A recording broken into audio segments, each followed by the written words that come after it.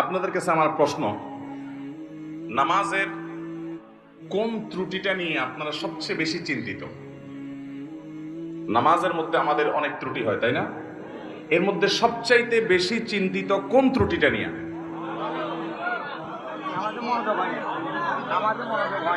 মনোযোগ হয় না, মনোযোগ থাকে না, এটা হলো সবচেয়ে বড় সমস্যা। সবাই একমত? এর চেয়ে বড় কোনোটা আছে? এটাই বড় সমস্যা, তাই না? মাশাআল্লাহ। আছে আরেকজন বলছে, বলেন তো কি আছে?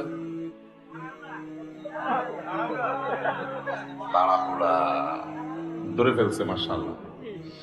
দেখেন, এটা ঠিক যে একজন মুসলমানের নামাজ সুন্দর হওয়ার জন্য দুইটা জিনিস লাগবে। কয়টা জিনিস? আমার সাথে বলতে হবে, কয়টা জিনিস লাগবে? 5 ওয়াক্ত সালাত আল্লাহর কাছে গ্রহণযোগ্য হওয়ার জন্য, সুন্দর হওয়ার জন্য, এটা জান্নাতের চাবি হওয়ার জন্য দুইটা শর্ত, দুইটা জিনিস লাগবে। একটাকে বলা হয় খুশু, আরেকটাকে বলা হয় খুদু। খুশু মানে হলো নামাজের ভেতর, আর খুজু মানে হলো নামাজের বাহির।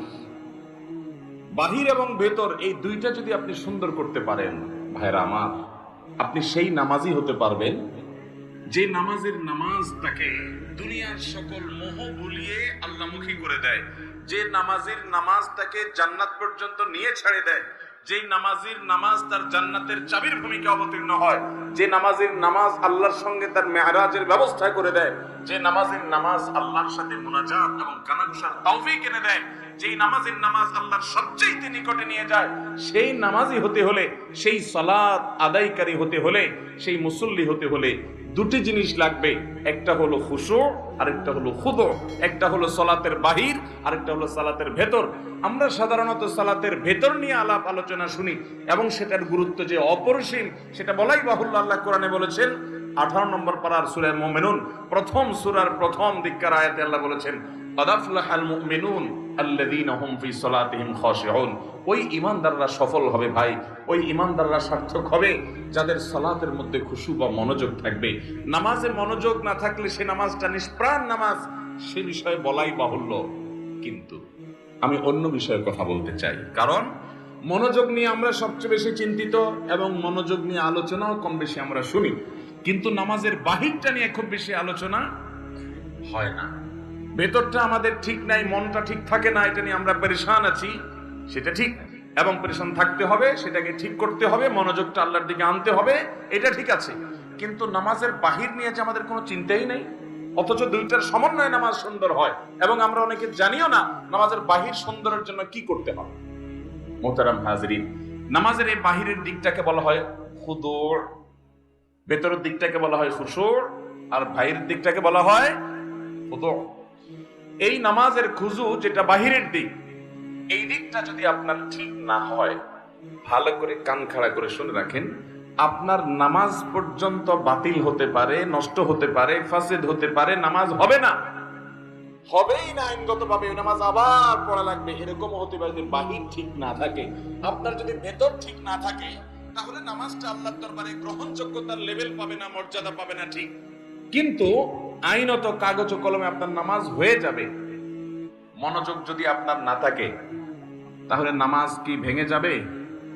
কথা বুঝেন নাই? নামাজ ভঙ্গের কারণগুলোর ভিতরে মনোযোগ না থাকা, এরকম কিছু শুনছেন?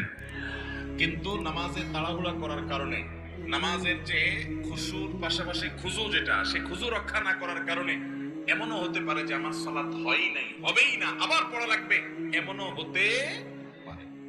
কিন্তু আমরা বেশিরভাগ মুসল্লিরা এই সম্পর্কে খুব একটা আমাদের জানাশোনাও নাই, আলোচনাও নাই, সব ঘুরে ফিরে আমরা খুশুর দিকেই যাই। হ্যাঁ ঠিক, খুশু তো থাকতেই হবে, কিন্তু মনে রাখবেন, আপনি যদি খুশু 100 ভাগ ধরে রাখার চেষ্টা করেন, হয়তো 80 ভাগ, 70 ভাগ, 90 ভাগ, কেউ 50 ভাগ, কেউ হয়তো 20 ভাগ, কম বেশি এরকম আপনি খুশু ধরে রাখতে পারবেন।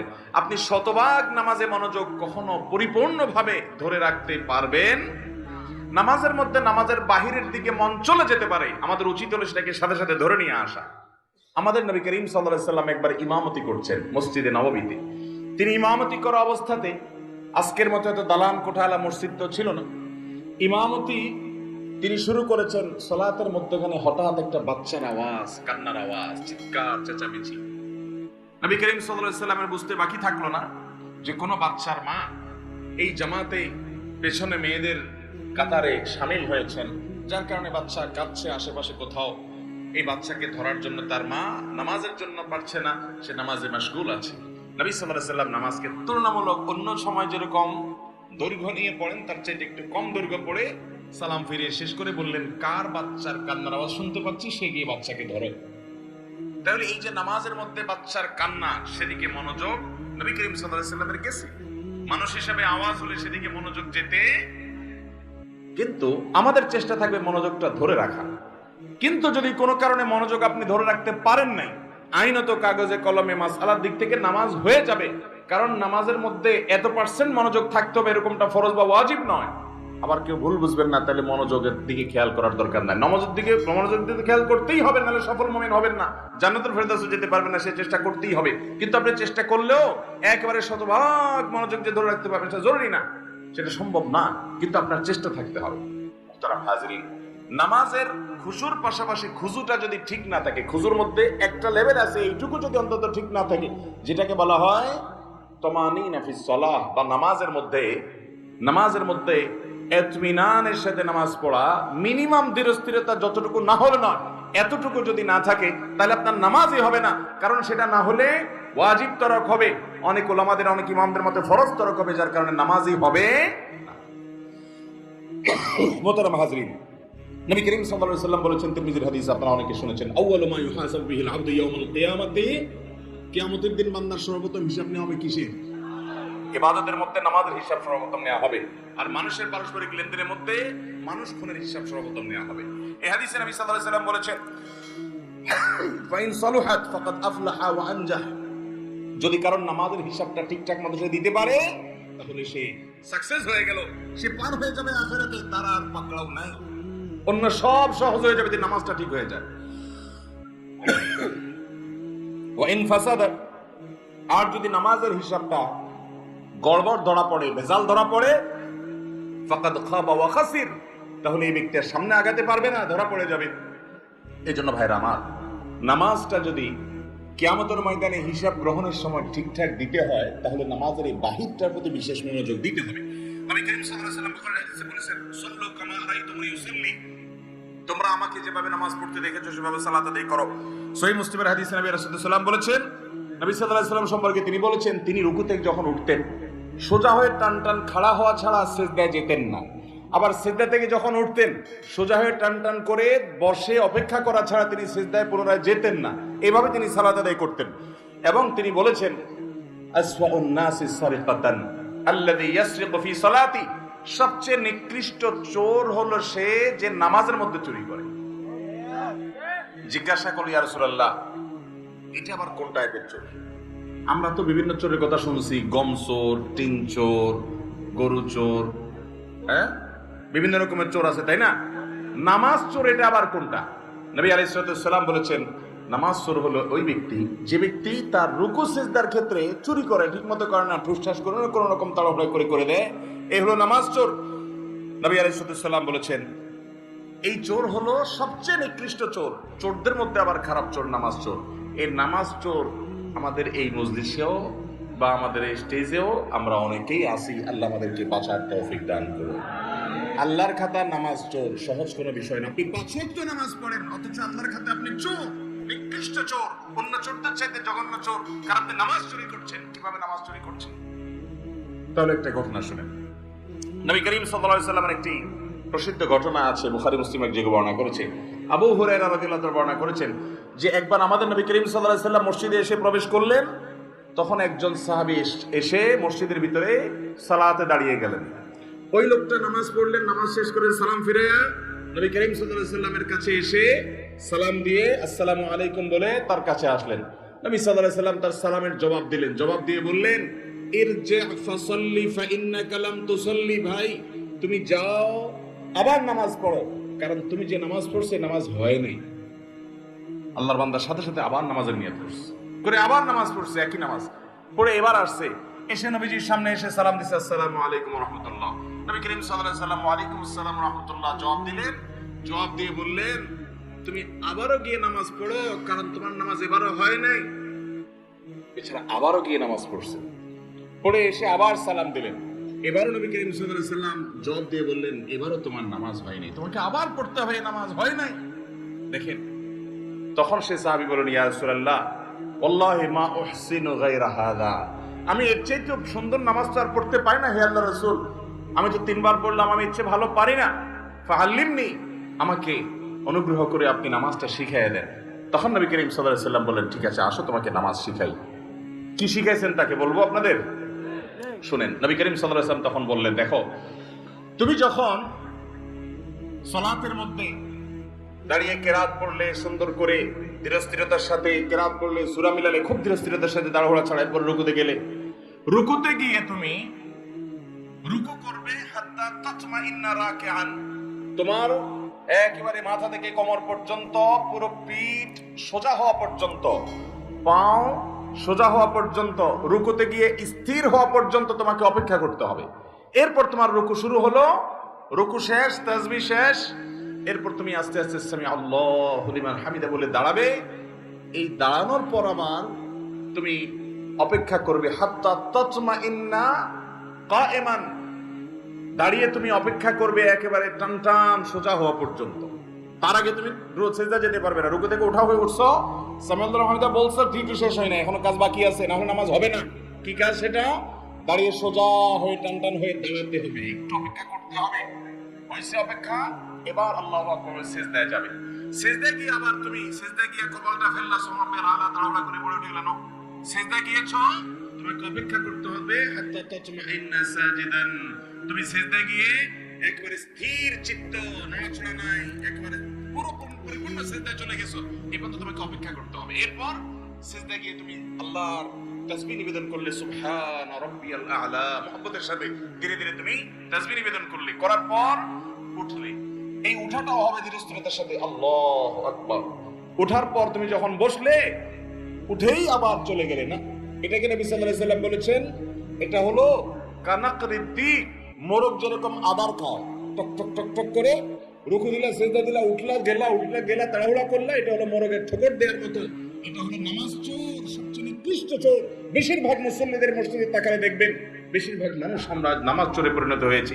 মোহতারাম হাজরিন, যে নামাজের হিসাব না দিলে আপনি সামনে আগাইতেই পারবেন না, এই নামাজটা আপনার সবচেয়ে গুরুত্বের সাথে ঠিক করতে হবে। অন্য সব কিছুর ওয়াজ পরে, আগে নামাজ ঠিক করতে হবে। নবী সাল্লাল্লাহু আলাইহি ওয়াসাল্লাম ওই সাহাবীকে আদর করে শিখাচ্ছেন, তুমি সিজদা থেকে উঠে সুন্দর করে উঠে টান টান হয়ে সোজা হয়ে বসে অপেক্ষা করবে একটু, এরপরে তুমি আবার সিজদা যাবে। এইভাবে তোমার পুরো নামাজ শেষ করবে। তার মানে ওই সাহাবী যে তাড়াহুড়া করে নামাজ পড়েছেন, সে নামাজটা এত তাড়াহুড়া ছিল যে তার রুকু থেকে উঠে, রুকুতে গিয়ে সিজদা গিয়ে, সিজদার মাঝখানে উঠে বসে যতটুকু অপেক্ষা করা দরকার, অন্তত এক তাসবিহ পরিমাণ অপেক্ষাটা হয় নাই। আমাদের অনেক মুসল্লি ভাইরা আছে, দেখবেন যে ওনারা পারলে সূরা কেরাতগুলা, রুকু সিজদার তাসবিহগুলা, দোয়াগুলা, আত্তাহিয়াতু, দোয়া মাসুরা, দুরুদ, এগুলা সব বাড়িতে পড়ে এসে মসজিদে শুধু যদি লেপরেটটা করে যেতে পারতো, মনে হয় ভালো হতো। এরকম একটা হাবভাব দেখা যায় না? খেয়াল করে দেখেন, অনেক ভাইরা আছে আশেপাশে নামাজ পড়লে তো দেখলে বোঝা যায়, মনে করেন উনি রুকুতে গেছে, তাসবিহ কখন শুরু করে বলেন তো? রুকুর তাসবিহ কখন শুরু হয়? আশেপাশে মুসল্লিরা, আমরা বেশিরভাগ মানুষ একটু খেয়াল করেন তো, মনে করে চেষ্টা করেন তো, রুকুতে সুবহান রাব্বিয়াল আযীম যে তাসবিহ বলা শুরু করেন, কখন শুরু করেন? রুকুতে যাওয়ার পরে। তাহলে তো সব ফেরেশতা, তো সব আল্লাহওয়ালা, আফার ক্লাসের ইমানদার সব, মাশাআল্লাহ। তাহলে তো সব ওয়াজ মাহফিলের দরকারই নেই এখানে। ভাই আমি বলি, এবার শুনেন, রুকুতে যাইতে আল্লাহু আকবার বলে যাওয়া লাগে, তাই না? আল্লাহু আকবার বলে যে রুকুতে যান, খেয়াল করে দেখেন আজকের পর থেকে যে তাসবিহ সুবহান রাব্বিয়াল আযীম শুরুটা কোত্থেকে করেন দেখেন, খেয়াল করে ডানে বামে এবং নিজেরও মুখ দিয়ে কখন বাইর হয়। বেশিরভাগ মানুষই আল্লাহু আকবার বলতে তো কোয়ার্টার সেকেন্ডও লাগে না, হুলস্থুল করে আল্লাহু আকবার বলেই রুকু অর্ধেকে এখনো যায় নাই, আধা আধি গেছে, ওখান থেকে সুবহানাল্লাহ শুরু হয়। এরপরে আবার সুবহান রাব্বিয়াল আযীম, সুবহান রাব্বিয়াল আযীম, সুবহান রাব্বিয়াল আযীম, তৃতীয়বার সুবহান রাব্বিয়াল আযীম, তৃতীয়বার শুরু করে মাথা উঠান শুরু হয়ে যায়। এবার মিলান তো মিলে কিনা দেখেন। তৃতীয়বার তাসবিহ সুবহান রাব্বিয়াল আযীম সুবহানা শুরু করতে করতে কল্লা উঠানো শুরু, ওইটা পথে বাকিটা সারে ফেলা উঠতে উঠতে, ঠিক না? এটা তো নামাজের কোনো সিস্টেম না ভাই। 99% মানুষ দেখবেন এভাবে নামাজ পড়ে। নবী সাল্লাল্লাহু আলাইহি ওয়াসাল্লাম যে সাহাবীকে শিখিয়েছেন, আসেন এবার সেটার সাথে মিলাই। সেটার হবে কি, আপনি সূরা কেরাত পড়া শেষ, আমরা সূরা কেরাত পড়া শেষ হলে কথার কথা আপনি সূরা ইখলাস পড়লেন, কুল হুয়াল্লাহু আহাদ আল্লাহুস সামাদ লাম ইয়ালিদ ওয়ালাম ইউলাদ ওয়ালাম ইয়াকুল লাহু কুফুয়ান আহাদ, আল্লাহু আকবার। বিশেষ করে রমজান মাসে তারাবিতে দেখেন হাফেজ সাহেবরা পড়ে, আছে না নাই? শুধু হাফেজ সাহেবদের দোষ দিয়ে লাভ নাই, গায়ে হাফেজ সাহেবরাও একই দেখা যায়। উনি হয়তো 30 পারার হাফেজ, আপনি ইখলাসের হাফেজ, সূরা ইখলাসের কুল হুয়াল্লাহর হাফেজ। তো উনি যেরকম 4G গতিতে নামাজ পড়ে, আপনার সূরা ইখলাসও খবর নিয়ে দেখেন বেশিরভাগ 4G গতিতে, কুল হুয়াল্লাহু আহাদ আল্লাহুস সামাদ লাম ইয়ালিদ ওয়ালাম ইউলাদ ওয়ালাম ইয়াকুল লাহু কুফুয়ান আহাদ, আল্লাহু আকবার না, ওয়ালাম ইয়াকুল লাহু কুফুয়ান আহাদ বলার পর একটু দম নেবেন, অন্তত কোয়ার্টার সেকেন্ড অপেক্ষা করবেন। এরপরে আমি এখন দাঁড়িয়ে এতক্ষণ আল্লাহর প্রশংসা করেছি, এখন আমি নতজানু হয়ে আল্লাহর প্রশংসা করব, আল্লাহু আকবার বলে তারপর রুকুতে যাব। আস্তে আস্তে রুকুতে চলে গেছেন, হাঁটু ধরে ফেলেছেন, পিঠ থেকে একেবারে মাথা পর্যন্ত সমান হয়ে গেছে, পজিশনে চলে গেছেন। এবার একটু দম নিয়ে শুরু করবেন, সুবহান রাব্বিয়াল আযীম, সুবহান রাব্বিয়াল আযীম, সুবহান রাব্বিয়াল আযীম বলা শেষ, একটু দম নেবেন। এরপরে এবার বলবেন আল্লাহু আকবার বলে উঠবেন, উঠে সোজা হয়ে আবার একটু অপেক্ষা করবেন চুপচাপ। আমাদের এসব টাইম নেই। সামি আল্লাহু লিমান হামিদা, আল্লাহু আকবার, আল্লাহু আকবার, আসসালামু আলাইকুম ওয়া রাহমাতুল্লাহ, মানে 4G না 5G না কত জি গতিতে নামাজ পড়ে আল্লাহ ভালো জানে। সব জায়গায় গতি ভালো, যার নামাজে যত বেশি সময় নেয়। আজকে আপনাদেরকে একটা কথা বলে রাখি, আপনারা যখন মসজিদে যাবেন একটু খেয়াল করেন ভাইরা, যে কোন মুসল্লিটার নামাজের সবচেয়ে বেশি সময় নেয়। আমি খেয়াল করি, আমি প্রায় সময় বলি, আমার দু একজন বন্ধু বান্ধব আছেন জেনারেল শিক্ষিত আলেম ওলামা না, ওনাদের নামাজ দেখলে, এরকম কয়েকজন আছে তাদের সালাত দেখলে ভাই আমি তাকায় থাকি। আলহামদুলিল্লাহ আমি নিজে আমার সালাত কিতাবপত্রে পড়েছি, মানুষকে পড়াইছি, শিখাইছি, বলছি, কিন্তু দেখছি যে নামাজ কত সুন্দর করা যায়। 4 রাকাত নামাজ পড়তে 15 মিনিট সময়, 20 মিনিট সময় নেয়, এরকম মানুষও আমি দেখেছি। এটা একদিন 2 দিনের ঘটনা না, প্রায় প্রতিদিনই এরকম নামাজ পড়ে তারা। অনেক বড় বড় ব্যবসায়ী, অনেক বড় বড় শিক্ষিত, শত শত হাজার হাজার মানুষ চালাইতে হয়, এইরকম লোকজন মিটিং সেটিং দুনিয়ার ঝামেলা আছে, সব চলে যাক, নামাজে দাঁড়িয়েছি, নামাজ শেষ করার কোনো কাহিনী নাই, সবকিছুর আগে ধীরে ধীরে সাথে নামাজ। ভাইরা আমার, এই নামাজটা আমাদেরকে আল্লাহর সবচেয়ে নিকটে নিয়ে যাবে। যার নামাজ সুন্দর সে সবচেয়ে বড় আফার ক্লাসের মুত্তাকি, যার নামাজ যত খারাপ সে তত নিচু ক্লাসের মুত্তাকি। এই জন্য আমি মসজিদে গেলে খুঁজি যে আমার চাইতে লম্বা নামাজ পড়নেওয়ালা পাই কিনা। যদি পাই তখন ঈর্ষা করি যে তারে এবার ফেল করতে হবে, আমি তার চাইতে আস্তে আস্তে নামাজ পড়তে হবে।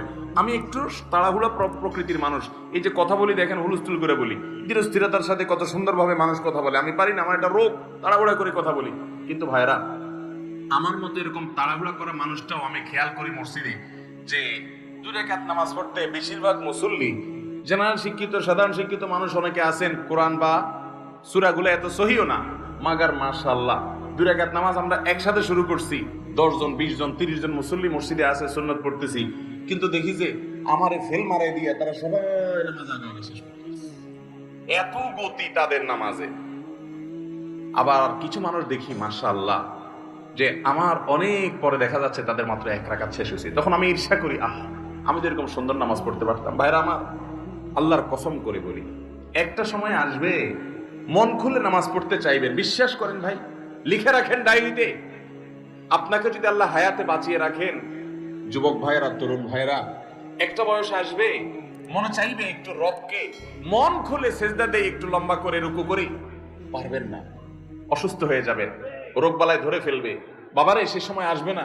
বৃদ্ধ মুরব্বীদেরকে, চাচাদেরকে জিজ্ঞাসা করেন, চাইলেও ওযু ধরে রাখতে পারে না, নামাজ পড়তে পারে না, চাইলেও পারে না। একটা সময় আসবে চাইবেন, পারবেন না। নামাজটাকে সুন্দর করেন, সময় মতো পড়েন, অনেক রাকাত নামাজ পড়বেন, নফল নামাজ পড়বেন। এটার চাইতে উত্তম হলো ফরজটা পড়লেন, মূল সুন্নতগুলাই পড়লেন, কিন্তু ধীরস্থিরতার সাথে পড়লেন। 10 রাকাত তাড়াহুড়া করে পড়ার চাইতে 2 রাকাত আস্তে আস্তে পড়া অনেক বেশি নামাজ সুন্দর করবেন তো ইনশাআল্লাহ। হুযায়ফা ইবনে ইয়ামান রাদিয়াল্লাহু তাআলার একটা হাদিস বুখারীতে বর্ণিত হয়েছে। তিনি এক ব্যক্তিকে দেখলেন খুব তাড়াহুড়া করে নামাজ পড়তেছে, উনি ডাক দিয়েছেন, নবীজি সাহাবী, নবী করিম সাল্লাল্লাহু আলাইহি ওয়াসাল্লাম থেকে নামাজ শিখছে, ডাক দিয়েছে, ডাক দিয়ে বলছে, ভাই তুমি এই যে পড়লা হুলস্থুল করে, এটাই কি তোমার সব সময়ের নামাজ? লোকটা বলছে, হ্যাঁ আমি সব সময় এরকম নামাজই পড়ি, এই গতিতেই পড়ি আমি। তখন তিনি বলছেন, শুনে রাখো, নবী করিম সাল্লাল্লাহু আলাইহি সাল্লাম থেকে নামাজ শিখা নবীজির হাতে গড়া সাহাবী বলছেন, শুনে রাখো, এই নামাজ নিয়ে যদি তুমি কবরে যাও, মুহাম্মদ সাল্লাল্লাহু আলাইহি সাল্লাম যে দ্বীন দিয়ে পাঠিয়েছেন, মুহাম্মদ সাল্লাল্লাহু আলাইহি সাল্লামকে আল্লাহ যে দ্বীন এবং শরীয়ত দিয়ে পাঠিয়েছেন, তোমার মৃত্যু তার শরীয়তের উপর হবে না এই নামাজ নিয়ে কবরে গেলে। তাহলে এবার বুঝেন আমাদের নামাজের অবস্থা কি। নামাজ ঠিক করবো তো ইনশাআল্লাহ। মুহতারাম হাজরিন, নবী করিম সাল্লাল্লাহু আলাইহি সাল্লাম তিনি বলেছেন, ইয়া মাশারাল মুসলিমিন, লা সালাতা লিমান লা ইউকিমু সুলবাহু ফির রুকুই ওয়াস সুজুদ। যে রুকু সিজদাতে তার পিঠ সোজা করে না, ঠিকমতো করে না, সময় দেয় না, এই ব্যক্তির নামাজ হবে না। ইবনে মাজার হাদিস। নবী করিম সাল্লাল্লাহু আলাইহি সাল্লাম নির্দেশ করেছেন, আতিমুর রুকু ওয়াস সুজুদ, তোমরা রুকু সিজদাকে ঠিকমতো করো। ভাইরা আমার, ইকামাতুস সালাহ, নামাজকে সুন্দর করে ঠিকমতো আদায় করা, নিয়মিত করা, প্রতিষ্ঠিত করা, এর একটি অর্থ এটাও যে যথাযথভাবে হক আদায় করে নামাজ পড়া। আল্লাহ তাআলা আমাদেরকে ধীরস্থিরতার সাথে নামাজ আদায় করার তৌফিক দান করুন। ভাইরা আমার, এবার আসুন মূল কথা। মনোযোগ দিয়ে ধরে রাখতে পারেন না। আমি আমার নিজের অভিজ্ঞতার কথা বলি আপনাদেরকে, এবং নামাজের মনোযোগ ধরে রাখার জন্য সিনিয়র উলামা ইকরাম যেসব পরামর্শ দিয়েছেন তার মধ্যে থেকে একটা এটাও, আপনি নামাজের মধ্যে টাইম বেশি দেন, তাড়াহুড়া না করে ধীরস্থিরতার সাথে সালাত আদায় করেন, দেখবেন নামাজে মনোযোগ অটোমেটিক আসছে ইনশাআল্লাহ। আপনার 4 রাকাত নামাজে কথার কথা সবসময় 4 মিনিট সময় লাগে। আপনি পরিকল্পনা করেন যে আমি 8 মিনিটের আগে নামাজ শেষ করব না, দেখবেন আপনার নামাজ কি সুন্দর হয়। আমি এরকম এক ভাইকে দেখছি যে 4 রাকাত নামাজে 10-15 মিনিটের নিচে শেষ হয় না। আমি জিজ্ঞেস করলাম, ভাই এত লম্বা কি নামাজ পড়েন আপনি বলেন তো? উনি আমাকে বললেন, ভাই শয়তানের সাথে তো কুলায় উঠতে পারি না, সে আমাদের দেখে নামাজে যাতে মনোযোগ নষ্ট হয় এই জন্য দেখবেন যার কথা জীবনে মনে হয় নাই, নামাজে দাঁড়াইলে দেখবেন তার কথা মনে হয়ে গেছে। যেই কথা আকথা কুকথা আপনার মনে সব সাধারণ কোনো সময় হয় না, নামাজে দাঁড়াচ্ছেন দেখছেন সব হয়ে গেছে। কারণ ইবলিস তখন আপনার খেদমত শুরু করে দেয়, বলে যে হযরত আপনার এখন এই যে এই কথাটা মনে রাখা উচিত, ওই যে ওই জায়গায় ওইটা না ভুলে গেছেন, এই যে স্মরণ করে দিলাম, দেখবেন সব মনে করাই দিছে। কারণ আল্লাহ কোরআনে বলেছেন, আকিমিস সালাতা লিযিকরি, তোমরা আমার স্মরণের জন্য নামাজ পড়ো। আমাদের নামাজে আল্লাহর স্মরণ ছাড়া আর সবকিছু স্মরণ হয়, আল্লাহর স্মরণ ছাড়া আর সবকিছু স্মরণ হয়। নামাজে মনোযোগ যদি আপনি ধরে রাখতে চান, তো পরীক্ষিত আমল হলো সময় ডিউরেশন বাড়িয়ে দেন। 4 রাকাত নামাজে 15 মিনিট সময় লাগিয়ে দেন। ওই যে ভাইয়ের কথা বলছিলাম যে লম্বা সময় নামাজ পড়ে, আমি একদিন জিজ্ঞেস করলাম, ভাই আপনার 4 রাকাত নামাজে একদিন 2 দিন না, প্রতিদিন একই অবস্থা দেখি 15 মিনিট 20 মিনিট সময় লাগে। আমার অফিসে একবার উনি বেড়াইতে আসলেন, আমরা সুবহানের পরে সুন্নাত পড়ে চলে আসছি, মিটিং আছে, উনি দেখে নামাজ পড়তে পড়তে শেষ না। আমি বললাম, ভাই অনেক নামাজ পড়ছেন না? কই না, ওই 2 রাকাত সুন্নাত দিতে পড়ছি। তো 2 রাকাত সুন্নাত তো আমরাও পড়লাম, আমাদের যদি 5 মিনিট 7 মিনিট লাগে, আপনার 15 মিনিট কেমনে লাগে? উনি বললো, ভাই দুনিয়াদার মানুষ, অনেক ব্যবসা বাণিজ্য আছে, শত শত লোক চালাইতে হয়, বিভিন্ন দিক মাথা চলে যায়, তো শয়তান তো নামাজে মনোযোগ নষ্ট করতে চায়, এই জন্য আমি শয়তানের সাথে কুস্তি করি নামাজের মধ্যে। আরে শয়তানের মধ্যে সাথে কুস্তি আবার কেমনে করে নামাজের মধ্যে? কুস্তি করলে নামাজ হবে নাকি? বলে যে কুস্তি সিস্টেমটা হলো এই, আমি যখন নামাজে দাঁড়াই, সূরা ফাতিহা অন্য সূরা পড়ি, তখন শয়তান আমারে ইরানে তুরানে কোকাব শহরে অমুক জায়গায় তমুক জায়গায় চিপায়, এর ভিতরে ওর ভিতরে এর পিছনে ওর পিছনে যত আকতা কুকতা সব মনে করে দেয়। তখন আমি কুলে উঠতে পারি না, আল্লাহর কথা স্মরণ আসে না। আমিও তেড়ামি করি। পরিপূর্ণ আল্লাহর দিকে মনোযোগ আসার আগ পর্যন্ত তেলাওয়াত চলতে থাকবে। সূরায়ে আপনার ফিল পড়া হয়ে গেছে, এবার লীলা পড়া গেছে, আড়াইতালে পড়া গেছে, না তাই না, কিন্তু আমি রুকুতে যাব না যতক্ষণ পর্যন্ত আমার মন নামাজের দিকে না আসবে। উনি বলে যে আমি যখন এইভাবে সূরা বাড়াইতে থাকি যে ডিউরেশন বাড়াইতে থাকি, তখন এবার দেখা যায় ইবলিসে আমার মনরে এদিকে দিক নেওয়া ছেড়ে দেয়, দিয়া বলে যে তো লস প্রজেক্ট, এর পিছনে মেহনত করলে তো সূরা আরো বেশি বেশি পড়ে সব বেশি বাড়াই ফেলবে, এর মনোযোগ তাড়াতাড়ি নামাজের দিকে দিয়ে দেয় যাতে তাড়াতাড়ি রুকুতে যায়। এরপর আমি রুকুতে যাই, রুকুতে গেলে তারপর সুবহান রাব্বিল আযীম পড়ি, সুবহান রাব্বিল আযীম পড়ি, সুবহান রাব্বিল আযীম পড়ি, না মন অন্যদিক চলে গেছে, বলি না সুবহান রাব্বিল আযীম তোর জন্য 30 বার পড়বো, আধা ঘন্টা ধরে পড়বো, মাগার আমি কল্লা উঠাবো না উপরে, পিঠ তুলবো না, যতক্ষণ পর্যন্ত আমার আল্লাহর কথা পরিপূর্ণ মনে না আসবে। আমি তেড়ামি করি, শয়তানের সাথে কুস্তি চলে। এবার শুরু করি আমি সুবহান রাব্বিল আযীম, শয়তান তখন চিন্তা করে, হায় হায় রে, এই তো এতবার তাসবিহ পড়ে পড়ে তো সওয়াবের পাহাড় করে ফেলতেছে, তাড়াতাড়ি করে তার কুমন্ত্রণা দেওয়া ছেড়ে দেয়া, শয়তান দেখা যায় আমারে ছেড়ে দেয়, আল্লাহর দিকে পরিপূর্ণ মনোযোগ হওয়ার আগ পর্যন্ত আমি সোজা হই না, তেড়ামি করে পড়ে থাকি। এরপরে যখন সব শেষ, দেখি যে না মনোযোগ পুরো আল্লাহর দিকে গেছে, নিজে স্যাটিসফাইড হওয়ার আগ পর্যন্ত আমি রুকুতে থাকি, এরপরে মাথা সোজা করি। এইভাবে একটা করে রুকুন শেষ করি। আমার অনেক সময় লাগে, কারণ পুরো নামাজে আমি লড়াই করি ওই ইবলিসের সাথে, ওই লড়াই করতে করতে কুস্তি করতে অনেক সময় লাগে। আল্লাহু আকবার, সুবহানাল্লাহ, এরে বলে নামাজ। ভাইরা আমার, নামাজটাকে সুন্দর করবো তো ইনশাআল্লাহ। ধীরস্থিরতার সাথে নামাজ পড়বেন কে কে বলেন? হাত তোলেন। আল্লাহ আমাদের সব হাতগুলোকে আপনি কবুল করে নেন। আল্লাহ আমাদেরকে সুন্দর করে নামাজ পড়ার তৌফিক দান করেন। আল্লাহ আমাদেরকে নামাজ কায়েমকারী বানিয়ে দেন। আল্লাহ আমাদেরকে সহি সুন্নত ভাবে খুশুর সাথে নামাজ পড়ার তৌফিক দান করেন। আল্লাহ যে নামাজ জান্নাতুল ফেরদাউসে নিয়ে যাবে সেই নামাজ পড়ার তৌফিক দান করেন। আত্মান জাযাকুমুল্লাহু খায়রা ওয়া আখিরু দাওয়ানা আলহামদুলিল্লাহি রাব্বিল আলামিন। সবাই নিয়ত করছি তো ইনশাআল্লাহ? সবাই নিয়ত করছি তো? নামাজে মনোযোগ দিয়ে পড়বেন তো ইনশাআল্লাহ? এবং মনোযোগ ধরে রাখার জন্য ধীরস্থিরতার সাথে আস্তে আস্তে নামাজ পড়ার কোনো বিকল্প, তুফান মিল মার্কা নামাজ পড়বেন। আখিরাতে যেয়ে দেখবেন, কিয়ামতে দেখবেন সব বাতিল, ফাজআলনাহু হাবাআম মানসুরা। দেখবেন যে কোনো নামাজ কবুল হয় নাই। আজকে থেকে তওবা করেন, তাড়াহুড়া করে কোনো নামাজ পড়বো, ধীরে ধীরে আস্তে আস্তে নামাজ পড়বেন। চেষ্টা করবেন তো ইনশাআল্লাহ? আমি নিজের সাথে লড়াই করি ভাই সব সময়, যে নামাজটা যেন তাড়াহুড়া না হয়। আল্লাহ আমাদের সবাইকে সংশোধন করার তৌফিক দান করুন। ভাইরা, আমার প্রশ্ন কয়েকটা দেই, খুব বেশি দেওয়ার সুযোগ নাই, কারণ রাত কম হয় নাই। মাশাআল্লাহ, বিসমিল্লাহ। ক্যামেরাম্যান ভাইরা বসে যাও, বেশি সময় নিও না। প্রথম প্রশ্ন, আমি নামাজের ক্ষেত্রে শুধু ফরজগুলো পড়ি, যেমন ফজরের 2 রাকাত, জোহরের 4 রাকাত, আসরের 4 রাকাত, মাগরিব 3 রাকাত, এশা 4 রাকাত এবং বিতির 3 রাকাত পড়ি। এক্ষেত্রে আমার নামাজ কি কবুল হবে? দেখুন, শুধু ফরজ পড়েন এই ভাই, সুন্নত পড়েন না, নামাজ হবে কিনা? উত্তর হলো, শুধু ফরজ পড়লে ওয়াক্তের দায়িত্বটা আদায় হবে। জোহরের ফরজটা পড়লেন, জোহরের ওয়াক্তের দায়িত্ব আদায় হলো, কিন্তু এটা পরিপূর্ণভাবে হলো না, ত্রুটি থেকে গেল। আপনি তরকারি খাইতে চাইলেন, তাইলে আপনার তরকারি খাইতে হলে সবজি লাগবে কাঁচা, পানি লাগবে, তেল লাগবে, পেঁয়াজ লাগবে, মরিচ লাগবে, লবণ লাগবে, ইত্যাদি ইত্যাদি লাগবে। এখন আপনি পানির মধ্যে কাঁচা সবজি সিদ্ধ করে রান্না করে নিয়ে আসলেন, লবণ, তেল, হলুদ কিছুই দিলেন না, তাহলে এটাকেও সবজি বলা যায়, কিন্তু এই সবজি কেউ খাবে না, আপনিও খাবেন না। ঠিক না বেঠিক? 5 ওয়াক্ত ফরজ নামাজ, এটা পূর্ণতা পাওয়ার জন্য এর আগে পরে যে সুন্নাত নামাজগুলো আছে সেগুলো হলো এরকম।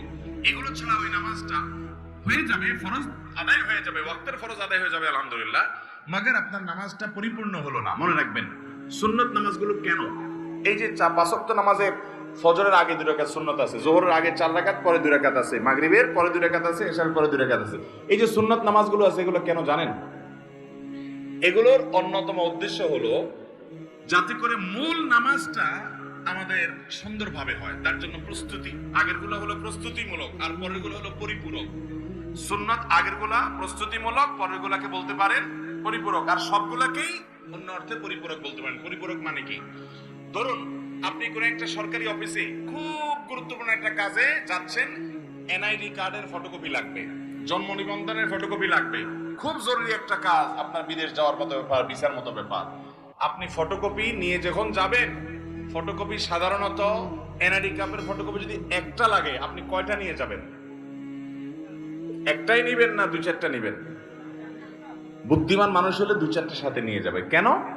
একটা যদি হারায় যায়, কোনো কারণে মিস হয়ে যায়, যাতে করে আমার কাজটা হয়ে যায়, হাতে রাখবে, এটা সে নিয়ে যাবে। ঠিক একইভাবে ভাইরা আমার, আপনি যখন 5 ওয়াক্ত নামাজের ফরজ নামাজ পড়বেন, কিয়ামতের ময়দানে যাবেন, আল্লাহ তাআলার কাছে দেখা গেল কোন একটা নামাজে ভেজাল ধরা পড়ছে, বাতিল হয়ে গেছে, তখন ওই সুন্নাত বা নফল, অতিরিক্ত নফল নামাজ যে পড়বেন, এগুলো দিয়ে আল্লাহ তাআলা ফরজের ঘাটতি পূরণ করবেন। সেই সাথে আপনি আগে যখন সুন্নাত পড়বেন, তখন মূল ফরজটা পড়তে আপনার সুবিধা হবে, মনোযোগ থাকবে। নবী করিম সাল্লাল্লাহু আলাইহি সাল্লাম ফরজ নামাজের আগে পরে সুন্নাত নামাজগুলো কখনো ছাড়তেন না, নিয়মিত পড়তেন। আমি কিভাবে নিয়মিত ছাড়েন? একবার যোহরের আগে 4 রাকাত ছুটে গেছে, তিনি পড়তে পারেন নাই, মেহমান আসার কারণে, এগুলো পরে তিনি পড়ে দিয়েছেন, এরকম গুরুত্ব দিতেন। হ্যাঁ, আপনার কখনো কোনো কারণে এমন পরিবেশ হয়ে গেছে, সুন্নাত পড়ার কোনো সুযোগই পাইলেন না আপনি, অসুবিধা নাই, মাঝে মধ্যে হঠাৎ কালে ভদ্রে বাদ গেছে, অসুবিধা নাই, কিন্তু নিয়মিত এরকম করলে সেটা আপনার মূল সালাতের যে প্রোফাইল আল্লাহর কাছে থাকবে, সে ফাইলটা কিছুটা হলেও ত্রুটিপূর্ণ থাকবে। এটা সুন্নাত, সাধারণ সুন্নাত, সুন্নতে মুআক্কাদা।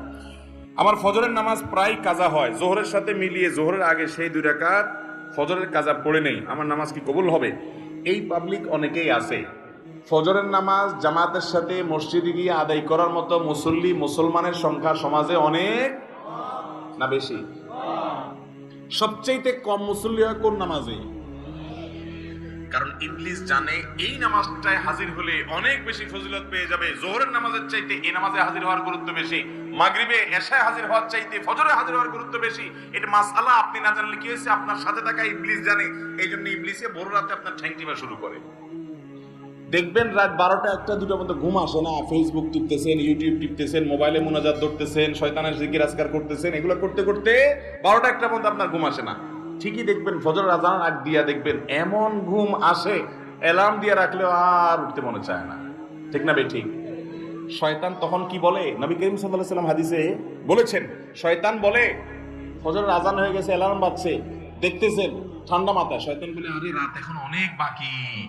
অ্যালার্ম দিছে, মোবাইলের গলা টিপে ধরে অ্যালার্ম কেটে দিয়ে আবার ঘুম। আছে না নাই? ফজর পড়তে পারে না। ভাইরা আমার, ফজরের গুরুত্ব অনেক বেশি।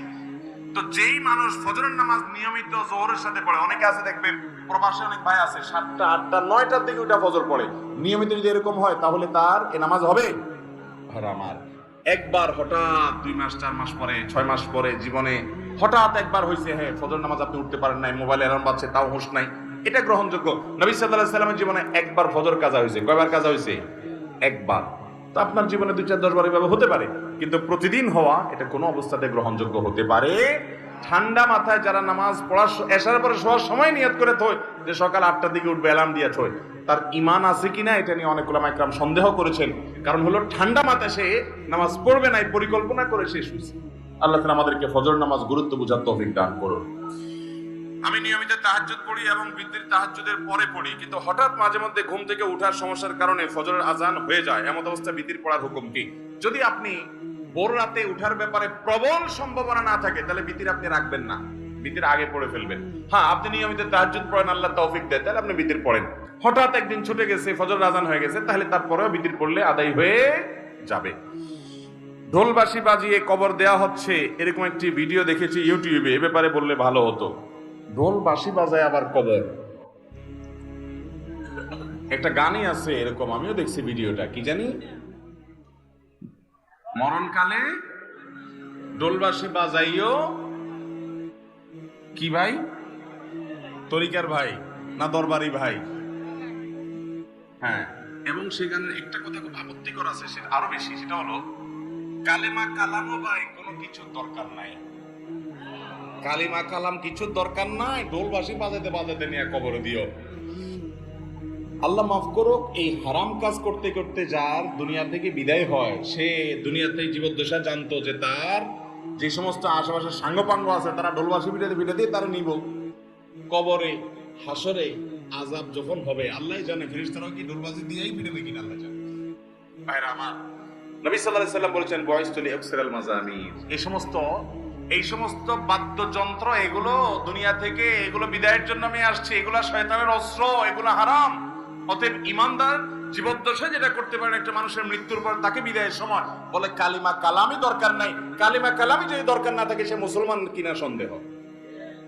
মুসলমান কিভাবে কালিমা কালামের দরকার নাই, ঢোলবাজি হইলে তার চলবো? আমরা তো কালিমা কালাম পাইছি কোরআন থেকে, হাদিস থেকে। এর ঢোলবাজিটা কে দিল? কে দিছে বলেন? শয়তান দিছে। তো শয়তানের এই জিনিসটা নিয়ে যদি কবরে যায়, মায়ের কি পিঠে পড়বে না নিচে পড়বে? আল্লাহ আমাদেরকে এই সমস্ত পাগলামি ছাগলামি, এই সমস্ত শয়তানি থেকে বেঁচে থাকার তৌফিক দান করুন। কত পাগলামি যে দুনিয়াতে আছে, এসব না দেখলে বোঝার উপায় নাই। আল্লাহ আমাদের সমস্ত ভাইদেরকে হেদায়েত দান করুন। এক লোক টাকা ধার নেওয়ার পরে টাকা থাকা সত্ত্বেও দিত না, ঘুরাতো। হঠাৎ শুনছি লোকটা মারা গেছে, তখন এসে তার ছেলে মেয়ের কাছে দিয়েছে। এখন তাতে কি তার ঋণ পরিশোধ হবে কিনা? দেখুন, ধার নেওয়ার পরে কেউ যদি টাকা ঘোরাঘুরি করে, দেয় না, যে সেই লোকটা মারা যাওয়ার পরে তার ছেলে মেয়েরা এসে যদি পাওনাদারের টাকা দেয়, তাহলে সেটা খুবই প্রশংসনীয় কাজ। শুধু দেয় না, বরং দেওয়া কর্তব্য। একটু ভালো করে শুনে রাখেন, অনেক মানুষ আছে মারা যাওয়ার পর পাওনাদার বের হয়ে আসে। আপনার বাবা মারা গেছে, আল্লাহর বান্দার কিছু দেনা আছে, এগুলো রেখে মারা গেছে।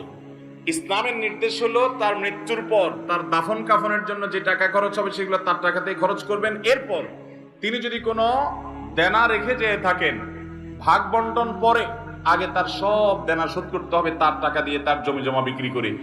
এরপরে যদি কিছু থাকে সেটা দিয়ে তার ওসিয়ত থাকলে সে ওসিয়ত 1/3 এর মধ্যে পূরণ হবে। 1/3 মানে তার টোটাল সম্পদের দাম 10 লাখ, তাহলে তার ওসিয়ত যত বেশি হোক না কেন 3 লাখ পর্যন্ত পূরণ হবে, এর বেশি না। বাকি যেগুলো থাকবে সেগুলো ওয়ারিসরা ভাগ করে পাবে। আর যদি কারোর কোনো ওসিয়ত না করে যায় যে অমুক জায়গায় দিও, মসজিদে দিও, মাদ্রাসে দিও, অমুকরে দিও, কোনো ওসিয়ত না থাকে তাহলে তো সেটা বাদ। কিন্তু দেনা থাকলে আগে দেনা দিতে হবে, তারপরে সন্তানরা ভাগযোগ করে সম্পদ নেবে। আমার দেশে দেখা যায় দেনা দেয়া তো পরের কথা, আজকাল তো প্রায় সময় পত্রিকা দেখা যায় বাবার লাশ পড়ে আছে আর সন্তানরা জমি জমা নিয়ে কাড়াকাড়ি করতে করতে ব্যস্ত, বেচারাকে দাফন পর্যন্ত করছে না। ঠিক কিনা বেটি? এই অমানুষ সন্তান আসমান থেকে হঠাৎ নাজিল হয় না অমানুষ হয়ে, এই বাপমাই অমানুষকে অমানুষ বানাইছে। ঠিক কিনা বলেন? এর পরিণাম, এর পরিণতি এই আল্লাহর বান্দা নিজেই ভোগ করছে নির্লজ্জের মতো। প্রায় সময় কয়দিন পরপরই দেখি পত্রিকাতে যে বাবার লাশ পড়ে আছে গ্যারেজে বাড়ির সামনে, ওইটা দাফন করার মতো মানুষ নাই, গন্ধ ছুটে গেছে, ছেলে মেয়েরা কামড়া কামড়ি মারামারিতে লিপ্ত, জমি জমা দখল নিয়ে। এই জন্য বাবারা সন্তানরে মানুষ বানায় যান, মুসলমান বানায় যান, দুনিয়ার জীবনটা জীবন্ত জান্নাত হবে। আর না হলে আপনার এই কাজের প্রায়শ্চিত্ত আপনাকে ভোগ করতে হবে। শুধু ওকে দুনিয়া শিখাইলেন, আখিরাত শিখান নাই, আপনি আফসোস করে কুল পাবেন না। পৃথিবীতে যেখানে মুসলমান আছে, মুসলমানের আধিক্য আছে, সেখানে দেখবেন কোন বৃদ্ধাশ্রম নেই, বৃদ্ধাশ্রমের দরকার নাই। আর পৃথিবীর উন্নত দেশগুলোতে শিক্ষা আছে, দীক্ষা আছে, জ্ঞান আছে, বিজ্ঞান আছে, প্রযুক্তি আছে, সবকিছু আছে, কিন্তু বৃদ্ধাশ্রমও আছে। কারণ মনুষ্যত্ব, মানবতা, মা বাবার প্রতি দায়বদ্ধতা, এটা আল্লাহর প্রতি ঈমান না থাকলে সে মানুষগুলো আসলে সেভাবে বুঝে না। আল্লাহ আমাদের সন্তানগুলোকে মানুষ হতে মানুষ করার তৌফিক দান করুন। তাহলে বাবা মার দেনা থাকলে সেটা সন্তানরা শোধ করবে, পাওনাদার সেটা নিতে পারবে, কোনো অসুবিধা নেই, বরং এটা শোধ করা তাদের কর্তব্য। আমি একজন যুবক, আমার হাতে ট্যাটু আঁকা আছে। এখন আমার ইসলামিক জ্ঞান ছিল না, কিন্তু আমি এখন ট্যাটু উঠানোর জন্য চেষ্টা করছি। ট্যাটু উঠাতে খরচ আমার সাধ্যের বাহিরে। আমি এই অবস্থায় নামাজ পড়ি, নামাজ কবুল হবে কিনা? গত পরশুদিন আমরা কক্সবাজারে ছিলাম, আমি শেখ আহমদ সাইফুল্লাহ ভাই আরো আমাদের বন্ধু বান্ধবদের একটা বড় গ্রুপ, ফ্যামিলি সহকারে। তো সেখানে একটা হোটেলে আমরা সকালে নাস্তা করার পর আমাদের এক বন্ধু, তার একটা ছোট বাচ্চা মেয়ে, সে এক ভদ্রলোক, বিদেশি, চেহারা দেখে বোঝা যাচ্ছে ফরেনার, তার এই মাথা থেকে মাথা পুরো হাত ট্যাটু আঁকা। তো ওই বাচ্চাটা জিজ্ঞাসা করতেছে, আর ইউ খ্রিস্টিয়ান? তুমি কি খ্রিস্টান? ভদ্রলোকের খুব ইজ্জতে লাগছে। তো মেয়ের বাবা আমাদের পাশে ছিল, বললো যে ভাই তোমার মেয়ে আমাকে কেন জিজ্ঞেস করলো আমি খ্রিস্টান কিনা, মুসলিম। এটা বলার পরে মেয়েকে বলে জিজ্ঞেস করলে, তোমার আঙ্কেল ইজ মুসলিম, তুমি কেন তাই খ্রিস্টান বলছো, সেই খ্রিস্টান না? তখন মেয়ে, বাচ্চা মেয়ে বলতেছে, আমি খ্রিস্টান মনে করছিলাম এই জন্য যে আঙ্কেলের হাতে ট্যাটু আঁকা, আমি তো দেখছি সব খ্রিস্টান ইহুদিরা এগুলা করে, এই জন্য আমার ডাউট হয়েছে। একটা বাচ্চা, তার কনসেপ্ট এরকম। তাহলে এখান থেকে বোঝা যায় এটা কোন মুসলমানের কাজ হতে পারে। বাচ্চাটাও বুঝে গেছে, কারণ এটা মুসলমানদের মধ্যে নাই, এই কালচারটা ওদের মধ্যে আছে। ভাইরা আমার, নবী করিম সাল্লাল্লাহু আলাইহি সাল্লাম এর অভিশাপ, তিনি অভিশাপ নাজিল করেছেন, আল্লাহ তাআলার অভিশাপের বদদোয়া করেছেন, লানতের বদদোয়া করেছেন। আল্লাহ লানত নাজিল হয় ওদের প্রতি যারা উল্কি অঙ্কন করে আর যাদের শরীরে উল্কি অঙ্কন করে দেওয়া হয়। লানাল্লাহুল ওয়াসিমা ওয়াল মুস্তাওশিমা। মনে রাখবেন, যারা ট্যাটু অঙ্কন করে, অনেক ট্যাটু কোম্পানি বাইরে হয়েছে, তারা ফতোয়া দেয়। আমাকে একজন বললো যে ভাই ট্যাটু কোম্পানির ফতোয়া আমাকে কি জানি পাঠাইছে, তারা ফতোয়া দেয় যে আমাদের ট্যাটু লাগানোর পর নামাজ পড়া যাবে। অনেক কাঠ মোল্লারা আপনাদেরকে বলবে নামাজ পড়া যাবে না, ব্যবসা ঠিক রাখার জন্য মাসালাও বানায় নিস। আরে ভাই, এই ট্যাটু অঙ্কন করা হারাম, এটা হলো প্রথম কথা। এটা আপনাকে রিমুভ করতে হবে। রিমুভ করার সামর্থ্য নাই, কোনোভাবে উপায় নাই আপনার জন্য, তাহলে আল্লাহর কাছে ইস্তেগফার করে মাপ চাইবেন এবং ওই অবস্থায় নামাজ চালু করে যাবেন। আপনার এই চামড়ার উপরে যদি কোনো কিছু দিয়ে আবরণ পড়ে যায় আলাদা, তাহলে এই আবরণ তোলা ছাড়া নামাজ অজু হবে না, আর অজু গোসল না হলে নামাজও হবে না। এগুলো এমন ডেঞ্জারাস যেগুলো সহজে তোলা যায় না, আসলে অনেক জটিল বিষয়, চাইলেও পরে তোলা যায় না। এই জন্য যুবক ভাইরা, আমাদের দেশে অনেক যুবকরা আজকাল এগুলো শুরু করেছে। ভাইরা আমার, একটু খেয়াল করে দেখেন তো, আল্লাহ বলেছেন লাকাদ খালাকনাল ইনসানা ফি আহসানি তাকওয়িম। আল্লাহ তাআলা মানুষকে সুন্দর অবয়ব সৃষ্টি করেছেন, এত সুন্দর হাত, এত সুন্দর চেহারা, কি আপনি ওই বিড়ালের মতো কি কতগুলো আঁকে নেকে একে ভূতের মতো দেখা যায়। আমার তো শয়তান শয়তান টাইপ লাগে। আল্লাহ তাআলা আমাদেরকে হেদায়েত দান করুন, কুরুচি থেকে আল্লাহ আমাদেরকে বেরিয়ে আসার তৌফিক দান করুন। অনেক মুসলমান যুবকের হাতে দেখা যায় ধাগা লাগা, দেখছেন আপনারা? ফিতা ধাগা লাগা দেখছেন? ভাইরা আমার, এটা হিন্দুরা তাদের ধর্মীয় বিশ্বাস থেকে লাগায়। আপনি মুসলমানের সন্তান, আমরা দেউলিয়া হয়ে গেছি আজকাল। আপনি মুসলমান হিসেবে আপনি প্রাউড ফিল করেন না, তাহলে আপনি কেন তাদের কালচার নিতে যাবেন? আল্লাহ তাআলা আমাদেরকে বুঝার তৌফিক দান করুন। বিদায়, কেউ যদি ট্যাটু আগে লাগিয়ে ফেলেছেন, এখন উপানের কোনো পথ আপনার সামনে খোলা নাই, ওই অবস্থা নামাজ পড়ে যাবেন, নামাজ ছাড়বেন না, এবং চেষ্টা অব্যাহত রাখবেন কোনোভাবে এটা দূর করে আপনি সঠিকভাবে সালাত আদায় করার এবং আল্লাহর কাছে লজ্জিত হয়ে আপনার সর্বশক্তি দিয়ে তওবা ইস্তেগফার করবেন। আল্লাহ আমাদেরকে মাফ করুন। কারো যদি অনুভূত হয় সে জাদুগ্রস্ত কিংবা কালো জাদুগ্রস্ত, তাহলে ইসলামিক উপায় তা প্রতিরোধের উপায় কি? ভাইরা আমার, আমি প্রায় বিভিন্ন জায়গায় বলি, আজকে গাড়িতে আসতে আসতে মুফতি সাইফুল ইসলাম ভাইয়ের সঙ্গে আমরা আলোচনা করছিলাম। সাইফুল ইসলাম ভাইয়ের কাছে আমার সামনে একটা ফোন আসলো, উনি ধানমন্ডি তাকওয়া মসজিদের খতিব ওখান থেকে বলে যে ধানমন্ডির মতো রিচ এলাকাতে, সব ধনীদের এলাকা, সারা দেশের বড় বড় পয়সাপাতি যাদের তারা থাকে, ব্যবসায়ীরা থাকে, মন্ত্রী মিনিস্টাররা থাকে, বলছে এই এলাকাতে, উনি যেহেতু ওখানকার বড় মসজিদের খতিব তাকওয়া মসজিদের, উনি বললেন যে ভাই এত পরিমাণ জিনে ধরা রোগী এবং ব্ল্যাক ম্যাজিক অর্থাৎ জাদুগ্রস্ত রোগীর খবর আসে বলার মতো না। আমি বলি ভাই আমারও তো একই অবস্থা, আমার কাছে যত ফোন আসে দেশের একেবারে সর্বোচ্চ লেভেল পর্যন্ত এমন এমন কিছু পদের পদাধিকারী ব্যক্তিদের তরফ থেকে ফোন আসে, রিকোয়েস্ট আসে যে কল্পনাও করা যায় না যে এই লেভেলের মানুষগুলো পর্যন্ত সাফার করছে খুব মানে জটিল ভাবে। ঘরে ঘরে দুষ্টজিনের উপদ্রব মানুষ লক্ষ্য করে না। মনে রাখবেন, কিছু কিছু দুষ্টজিনের উপদ্রব আছে আপনি খেয়াল করেন না। যেমন কথার কথা, বাসায় বাচ্চা কাচ্চা অস্বাভাবিক দুষ্টামি করে, মানে সীমাহীন, মানে কোনো স্বাভাবিক কিছু না। বুঝবেন দুষ্টজিনের ভয়ঙ্কর প্রভাব ওর উপরে পড়ছে। এবং অনেক রোগ আছে কিছু লোকের, দেখবেন যে এই রোগগুলোর কোনো ট্রিটমেন্ট করে কিছু হয় না, কোনো ডায়াগনোসিস হয় না, বহু চেক আপ টেস্ট, ডাক্তাররা আন্দাজ অনুমান করে বিভিন্নভাবে ট্রিটমেন্ট করেন, চেষ্টা করেন, কিন্তু কোনোভাবে ভদ্রলোক ভদ্রমহিলা সুস্থ হয় না। এরকম বহু রোগী দেখেছি আমি যে কোনোভাবে সুস্থ হয় না। এগুলোর বেশিরভাগ ব্ল্যাক ম্যাজিক এবং দুষ্টজিনের রোগী। ঘরে ঘরে আমাকে সাথে সাথে জিজ্ঞেস করলেন ওনারা, মুফতি সাইফুল ইসলাম ভাই এবং আমাদের তানভীর ভাই ওনারা আছে, ওনারা জিজ্ঞেস করলেন যে ভাই এটা কেন হয়? আমি বললাম কেন হয়? জিন, দুষ্টজিন অর্থাৎ শয়তান, শয়তান তার উপযোগী জায়গায় পাইলে সে সেখানে খুঁটি গাড়ে। আমাদের বাসা বাড়িগুলোতে হারাম এই পরিমাণ হয়, আপনি ইউটিউবে ওয়াজ শুনতে যান, শুরুতে আগে পান্ডা অ্যাডভার্টাইজ দিয়ে দিবে, এরপর আরো বিভিন্ন অ্যাডভার্টাইজ আসবে এবং মিউজিক আসবে, এগুলা চলবে। এই মিউজিক যেখানে থাকে সেখানে শয়তান আসবেই। আপনি এটা নিয়ন্ত্রণ করতে হবে। আপনার বাসায় বিভিন্ন প্রাণীর ছবি টাঙিয়ে রাখবেন, এখানে শয়তান আসবেই। রহমতের ফেরেশতা ঢুকেন, হাদিসে বলা আছে, এখানে আপনার এই অবস্থা হবে। ঘরে ঘরে মানুষ এটা ফিল করছে না, বহু মানুষ হাহাকার করছে। আমরা রাকির নাম্বার দিয়ে রাকিদেরকে রেফার করে কুলাতে পারছি না, এই পরিমাণ মানুষ আক্রান্ত। বাঁচবেন কিভাবে? আমি সব জায়গায় বলার চেষ্টা করি ভাইরা আমার। নাম্বার 1, গুনাহমুক্ত বাসা করেন। বাসা বাড়িতে গুনাহ করবেন না, এগুলো থেকে বাঁচান বাসা বাড়িকে। সবচেয়ে বড় কারণ হলো, দ্বিতীয় নাম্বার যেটা বলবো সেটা হলো, আজ কোরআন তেলাওয়াত আমাদের বাসা থেকে উঠে গেছে। আমরা এখন বড় জোর ইউটিউবে একটু তেলাওয়াত চালাই দেই।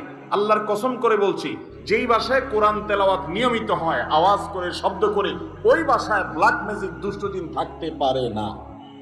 আপনি যদি মিরাকল দেখতে চান ভাইরা আমার, আমি বুকে হাত রেখে বলতে পারি, আপনি আল্লাহর কুদরত যদি দেখতে চান সরাসরি, দুষ্টজিনের উপদ্রব আছে যে বাসায়, সে বাসায় আপনি সূরা বাকারার তেলাওয়াত চালু করে দেন, জোরে জোরে তেলাওয়াত করেন, নিজে না পারলে অডিও চালু করে দেন।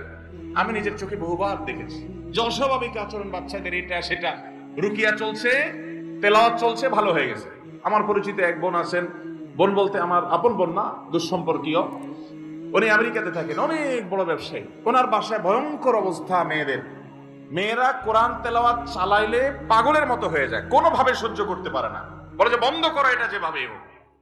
এবং হাজার হাজার কোটি টাকার মালিক ওনারা, বাফেলোতে আমেরিকাতে থাকে। আমাকে বললেন ভাই কি করা যায়? আমি রুকিয়ার অ্যাপ দিলাম, বলে যে কোনোভাবে তেলাওয়াত শুনতে রাজি না। আমি বললাম যে ওদেরকে যদি বেঁধে রেখে হলেও আপনি কিছুদিন শোনাতে পারেন, দেখবেন ট্রিটমেন্ট হয়ে গেছে। আমাকে গত সপ্তাহে, তার আগের সপ্তাহে যেন, কয়েকদিন আগে আমাকে জানালেন যে ভাই আপনি না দেখলে বিশ্বাস করবেন না যে আমার মেয়েরা এখন এতটা স্বাভাবিক হয়ে গেছে যে কোরআন তেলাওয়াত শোনা ছাড়া এখন আরো ঠিক থাকতে পারে না, কিন্তু প্রথম সহ্য করতে পারতো না। আমার বাসায়, আমি তো এলাকার সন্তান, আপনাদের লক্ষ্মীপুরের বশিরপুর আমার গ্রাম, সেখানে একদিন সকালবেলা আমার এক নিকটাত্মীয় এক ছেলেকে নিয়ে আসছে, ইয়াং ছেলে, যুবক মানুষ, সৌদি আরবে ছিল, বলে বিদেশ থেকে চলে আসছে। কি হয়েছে? সে আজান আওয়াজ হলে শুনতে পারে না, তার পুরো শরীর বাঁকা হয়ে যায়। এবং সে বলে যে তখন তার শরীর এমন শক্ত হয়, টোকা দিলে মনে হয় যে বিষাক্ত সাপ দংশন করছে, পাথরের মতো হয়ে যায়। আমার চোখের সামনে দেখলাম জোহরের আজান শুরু হলো, সে আসছে অনেক আগে, বসতে বসতে 100 পর্যায়ে জোহরের আজান শুরু হলো, দেখলাম যে সে বাঁকা হয়ে যাচ্ছে এবং শক্ত হাট হয়ে যাচ্ছে। ভাইরা আমার, এগুলো কিছু হয়তো খুব দৃশ্যমান বোঝা যায়, আর ম্যাক্সিমাম ঘরে ঘরে বোঝার উপায় নেই। এটার মূল ট্রিটমেন্ট হলো কোরআনে কারিমের তেলাওয়াত। আজ মুসলমানের ঘরে কোরআন তেলাওয়াত, মুসলমানের যুবকরা আজ গান শুনে, আজ ঘরে ঘরে মহিলাদের মোবাইলে মোবাইলে হারাম জিনিস দেখে, পর্ন ভিডিও এত পরিমাণ দেখে যুবকরা, এমন একজন যুবক পাওয়া হাজার হাজার যুবকের মধ্যে কঠিন হয়ে গেছে, যে যুবক বুকে হাত দিয়ে দাঁড়িয়ে বলতে পারবে এই দুই চোখ জীবনে কোনোদিন কোনো নোংরা ভিডিও দেখে নাই, আলহামদুলিল্লাহ। এরকম যুবক পাওয়া যায় না ভাইরা। চ্যালেঞ্জের ব্যাপার, জীবন ধ্বংস হয়ে যাচ্ছে, সব জাহান্নামের দিকে দৌড়াচ্ছে। আপনাকে বিকল্প পথে যেতে হবে। শয়তানি থেকে বাসা বাড়ি থেকে নিজেকে বাঁচাতে চান, এবং আত্মীয় স্বজনরা অনেকে উপকার করতে গিয়ে খুনকারের কাছে যায়, খুনের কাছে যায়, আপোষের তাবিজ নেয়, এটা করে সেটা করে।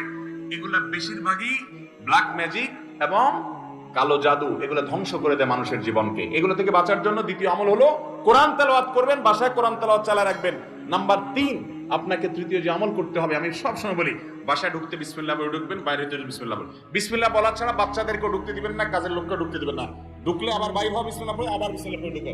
হাদিসে আসছে কেউ বাসায় পড়তে বিসমিল্লাহ পড়ে ঢুকলে তার সাথে শয়তান ঢুকতে পারে না, প্রত্যেকের সাথে শয়তান থাকে, ওটা ঢুকতে পারে না। আর যদি বিসমিল্লাহ ছাড়া ঢুকে তাহলে শয়তানের সাথে সাথে ঢুকে পড়ে। খাওয়ার সময় বিসমিল্লাহ, সব কাজে বিসমিল্লাহ পড়বেন। এভাবে আরো বিভিন্ন আমলের মাধ্যমে এই উপদ্রব থেকে বাঁচবেন। ব্ল্যাক ম্যাজিক থেকে বাঁচার জন্য সৌদি আরবের সাবেক গ্র্যান্ড মুফতি শেখ আব্দুল আজিজ বিন আব্দুল্লাহ বিন বাজ রাহিমাহুল্লাহ একটা চমৎকার আমল দিয়েছেন, সারা পৃথিবীতে রাখীদের কাছে জনপ্রিয় আমল। কিছু পানির মধ্যে কিছু বড়ই পাতা, নির্দিষ্ট কিছু সূরা পড়ে, এটা লম্বা প্রসেস আছে, এটা দিয়ে গোসল করলে নিয়মিত ব্ল্যাক ম্যাজিকের প্রভাব কেটে যায়। এবং এই আমলটাও আমি পরিচিত অনেককে দেখেছি করেছে। আমাদের এই যে আপনাদের নিশান ভাই, এই মাহফিলের আয়োজক তানভীর ভাই, ওনার ফ্যামিলিতে উনি নিয়মিত রুকিয়া করেন এবং উনি আমাকে বলছেন, ভাই শরীরটা মনে হয়েছে শরীরে কিছু চলে গেছে, পাতলা হয়ে গেছে। এই জন্য কোরআন তেলাওয়াত করবেন তো ইনশাআল্লাহ, বাসা বাড়িতে কোরআন চালাবেন তো ইনশাআল্লাহ। আমি শপথ করে বলছি, আল্লাহর কালামের মিরাকল যদি দেখতে চান তাহলে দুষ্টজনের উপদ্রব আছে এবং অস্বাভাবিক বাসা ভিতরে সমস্যা, রোগ বালাই আছে, ব্ল্যাক ম্যাজিক আছে। কোরআন তেলাওয়াত শুনতে থাকেন, একদিন দুদিন না, অনবরত আপনি ফিল করবেন যে কিভাবে আল্লাহর কুদরত জাহির হয়, কিভাবে শয়তান পালায়। আল্লাহ আমাদেরকে বুঝার তৌফিক দান করুন। আপন ভাই বোন কেউ যদি গুনার কাজ করে, তাকে সেটা বলার মতো অবস্থা না থাকলে তার সাথে দূরত্ব বজায় রেখে চললে গুনাহ হবে কিনা।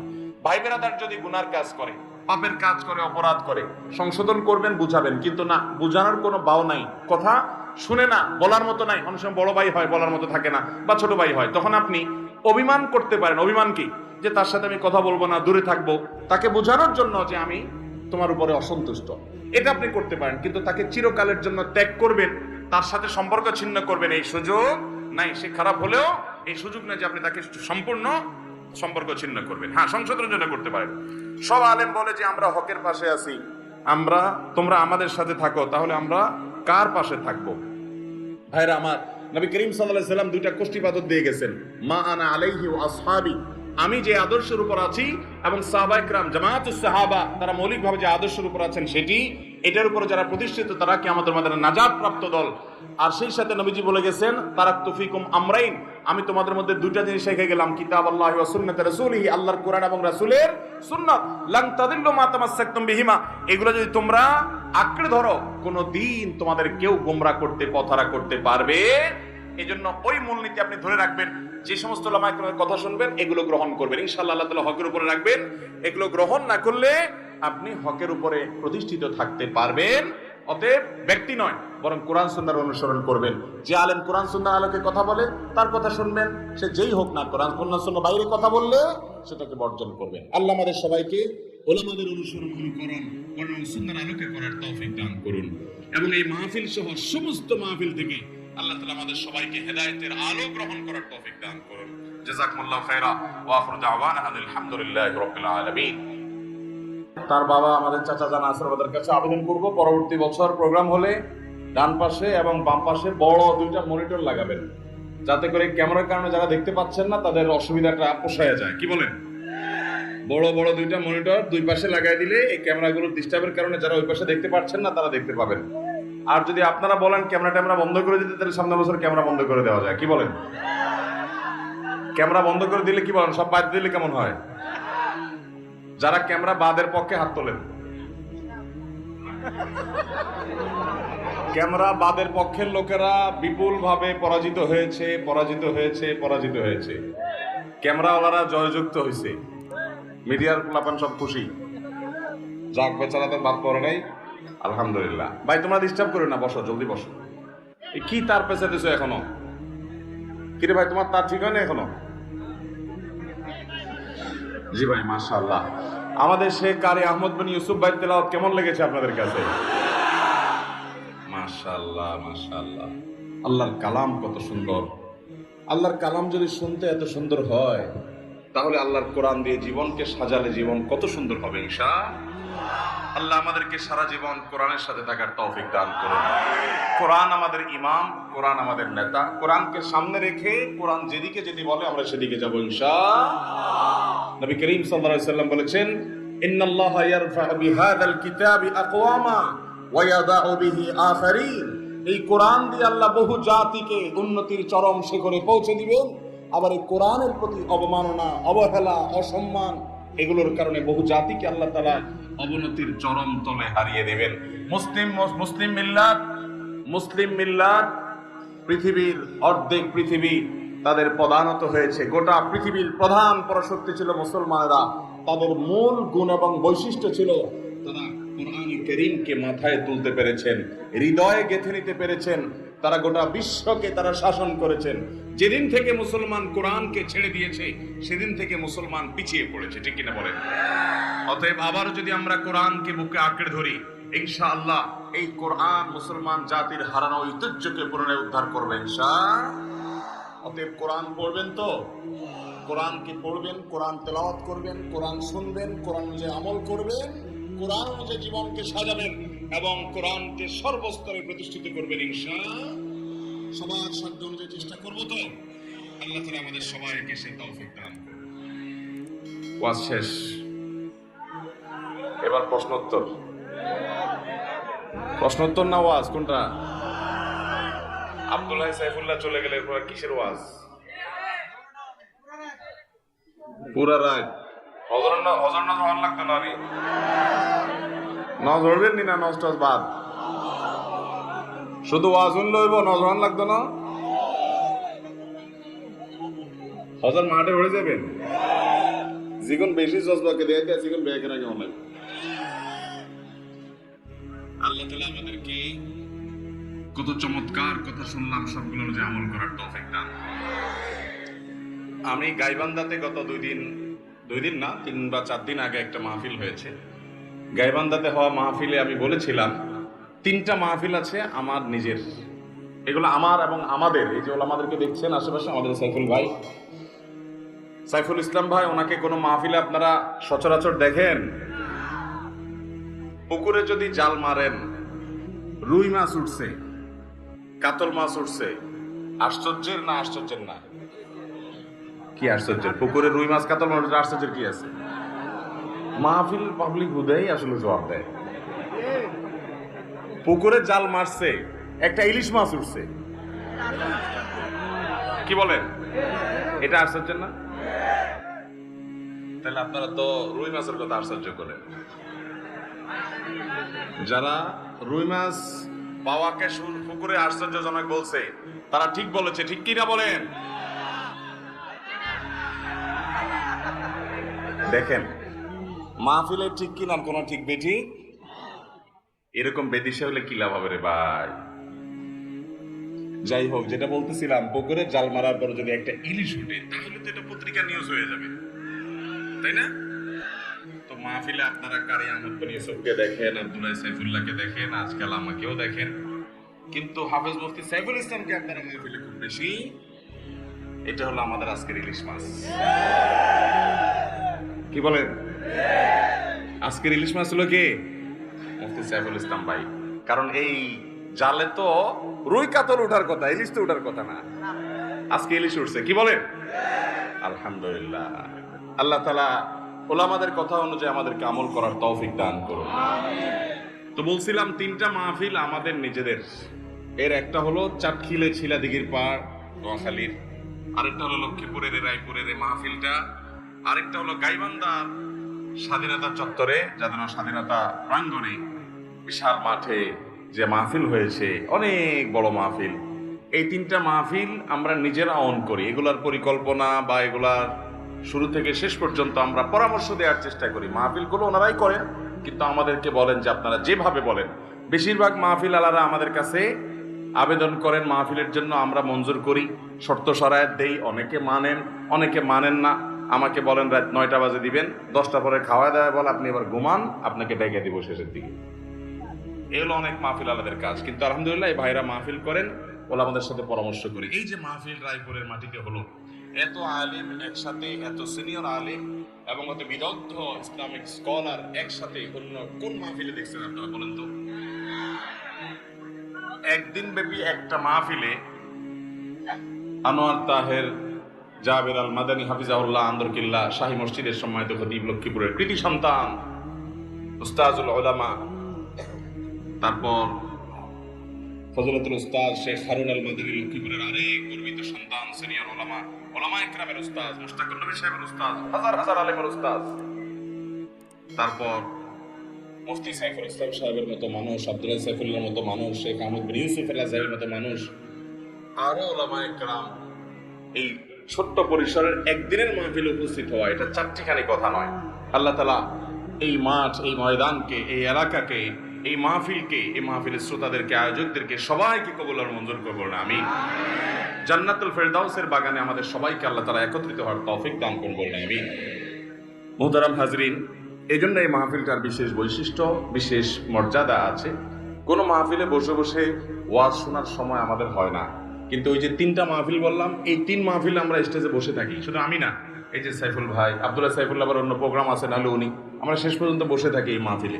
কোনো মাহফিলে বসে থাকার সময় নেই। যে কারি আহমদ বিন ইউসুফ ভাই দেখছেন, এই সমস্ত মানুষ কোন রকম ওনার প্রোগ্রাম শেষ করে ওনাকে চলে যেতে হয়, অন্যান্য কাজ থাকে, কিন্তু এই মাহফিলগুলোতে আমরা নিজেরা বসে থাকি, বসে বসে আপনাদের সাথে সঙ্গ দেই, কারণ এই মাহফিলগুলোকে আমরা অন করি। আল্লাহ তাআলা আয়োজকদেরকে ইখলাসের সাথে কাজগুলোকে, এই মাহফিলকে শত শত বছর টিকিয়ে রাখার তৌফিক দান করুন। এবং সেই সাথে স্বেচ্ছাসেবক ভাইরা, এখানে একটা মাদ্রাসা আছে, আমাদের নিশান ভাইরা মাদ্রাসা গড়ে তুলেছেন। আপনারা এলাকাবাসী অনেকে আন্তরিকতাপূর্ণ সহযোগিতা এবং দোয়া করেন। এই মাদ্রাসাকে আল্লাহ রাব্বুল আলামিন ইলমের বাগান হিসেবে কবুল মঞ্জুর করুন বলেন আমিন।